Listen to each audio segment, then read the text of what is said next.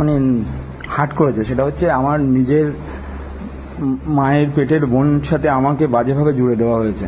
ঠিক আছে, তো যাই হোক, এই জিনিসটা, এই ধাক্কাটা আমি সহ্য করতে পারছি না, আর পারলাম না। মানে আমি এটা মানে এই মেসেজটা দিতে চলেছি, জানি না আজকের রাত্রে আমার লাইফের উপর আমার বর্তমান পরিস্থিতি, আমি এটুকুই বলতে চাইছি যে আমি জানি না আমার কি হবে, কারণ আমি সত্যি আমার লাইফ নিয়ে খুব প্রবলেমে পড়ে গেছি এইসবের মধ্যে জড়িয়ে। সত্যি বলতে আমার লাইফটা পুরো শেষ হয়ে গেছে। তো আমার মতন ছেলের আপনারা একবার বিবেচনা করবেন, যদি আমি কোনো রকম কোনো বাজে ডিসিশান নিই, মানে বাজে ডিসিশান, সেটা হয়তো মানে অফেন্স, একটা ক্রিমিনাল অফেন্স, যেটা ওটাও একটা অফেন্স, কারণ ওইটা করা উচিত নয়। আমি তো এটাই বলবো, এটা সমাজে এইভাবে বার্তা দেওয়াও উচিত নয়।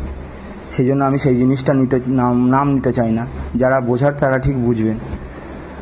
তো আজকে দাঁড়িয়ে অনেক কিছু আমি সহ্য করেছি, অনেক কিছু মানুষের জন্য করে আজকে বর্তমানে আমি হচ্ছে ক্রিমিনাল হয়ে গেছি উভয় পক্ষের কাছে আমি ক্রিমিনাল হয়ে গেছি।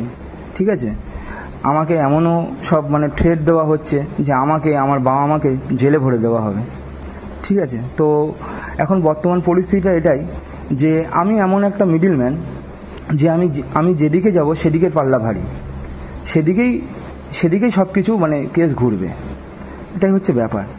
তো ঘটনা হচ্ছে আমি কারোর সাথে ধোকা দিতে পারবো না, আবার এদিকে আমার নিজের বাবা মা আর আমার নিজের সম্মানটা আমার কাছে দামি। আর একটা জিনিস, আমার বাবা মাকে তো আমার জন্য আমার বাবা মাকে জেল খাটাতে পারবো না।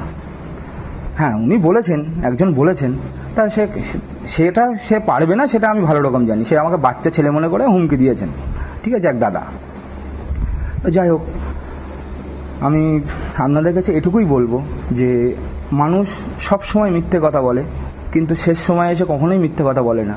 আজকে যে আপনারা যতটা নোংরাভাবে আমাকে, আমার ফ্যামিলিকে জেনেছেন, অতটা নোংরা আমি নই বা আমার ফ্যামিলি নই। ঠিক আছে, আমি পরিস্থিতির শিকার। আর এর বেশি কিছু আমি বলতে পারলাম না, কেন জানেন? এর বেশি কিছু বললে কেউ ভাববে যে আমি হয়তো মায়ের থেকে সন্তান কেড়ে নিলাম। ঠিক আছে, মানে কাউকে তো এটাই বোঝানো হয়েছে, তো সেটাই হচ্ছে ব্যাপার।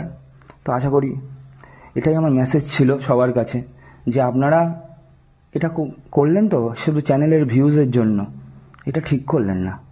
দিদিভাই বা দাদাভাই যেই হন, ভালো করলেন না। আপনারও একটা দাদা আছে বা বোন আছে, তো একটাবার ভেবে দেখবেন। একটা মানে আমি তো ওয়াইটির মধ্যে মানে এটা অ্যাটাচ নই, আমি কোনোভাবে ইনভলভ নই।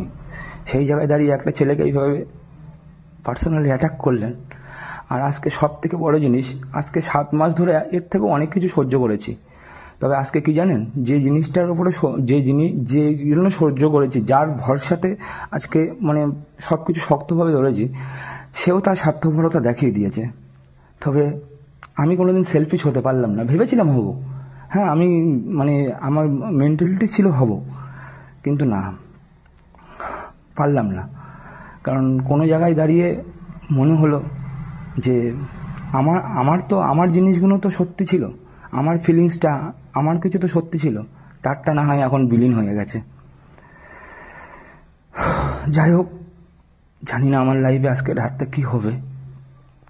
ভালো থাকবেন সবাই, সুখী থাকবেন। আর একটাই আপনাদের কাছে মানে অনুরোধ, কোনো মানুষকে এইভাবে পার্সোনালি অ্যাটাক করে তার মেন্টালিভাবে ডিসব্যালেন্স করে মানে আমার মেন্টালি টর্চার করবেন না। এটা আপনার কাছে মানে আমি আপনার আমাকে অনেক গালাগালি যারা ভিডিও বানান বা অনেক ছোটো বড়ো কথা বলেছেন, আমি দিদি ভাই বলেই বললাম বা কাকিমা বলেই বললাম। অনেকে মায়ের বয়সী আছেন, অনেকে দিদি বোনের বয়সী, তাদেরকেই বললাম যে এরকম করবেন না। কারণ দিন শেষে আপনিও একটা মানুষ, আমিও একটা মানুষ। ভাববেন যে এই কথাগুলো যদি মানে আপনিও জানেন যে এই কথাগুলো কোনো ভিত্তিহীন, শুধু চ্যানেলের ভিউজের জন্য বলেন, তাহলে আপনার উপরে কি যায়? কারণ আপনি এই জিনিসটার মধ্যে অ্যাডিক্টেড, ইউটিউব জিনিসটার মধ্যে, এটা আপনার ইনকাম, সোর্স অফ ইনকাম। আপনি ঝলতে পারেন, কিন্তু আমি কি করে ঝিলব? যাই হোক, কথাই কথা বাড়ে। ভালো থাকবেন সবাই, টাটা।